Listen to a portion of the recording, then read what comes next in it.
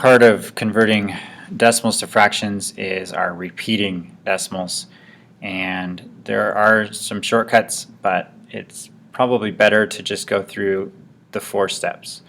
And I'm going to go through the 4 steps with you again. I've done it several times, but I'm going to do it again. And we can use our 4 steps for any repeating decimal, but sometimes there's a shorter way. Anyway, try these on your own, see if you can figure out how to do them on your own, and then go ahead and check your answer against what I get. Okay, so step number 1. Okay, step number 1 is not to switch to the eraser. Step number 1, we're going to write out our whole entire number without decimal points and without lines. We're just going to write the number, the digits that we have. So we were given 238.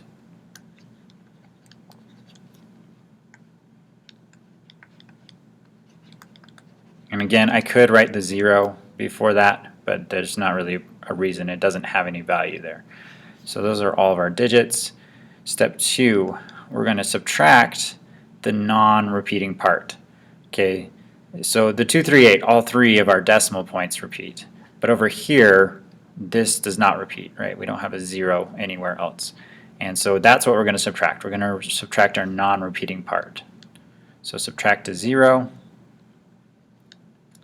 And that gives us 238. We didn't actually take anything away from it, so that gives us the same thing we started with. So just so you know, subtract non-repeating part. And just so you know that I'm not making these steps up and they're not just some kind of magical mathematic thing that exists to make us frustrated. These all these steps, they come from algebra and they come from another method of doing it. It's kind of actually just the same thing.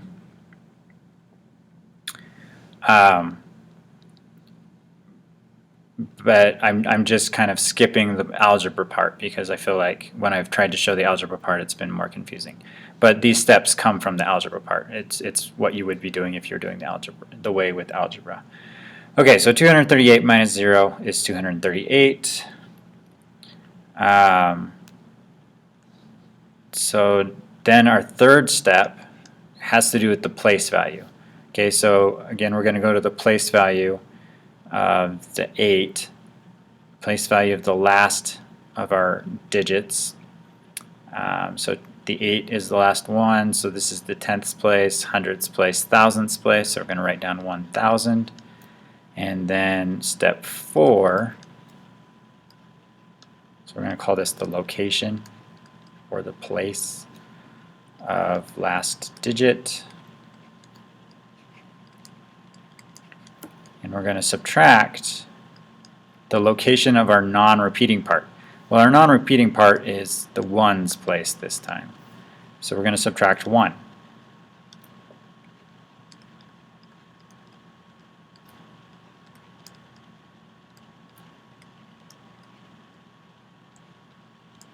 And it's the last non-repeating. So if we had more non-repeatings, like we'll see in the next one, we would subtract the location of the last one. And so we're going to subtract 1 from 1000. That gives us 999. And that is our denominator.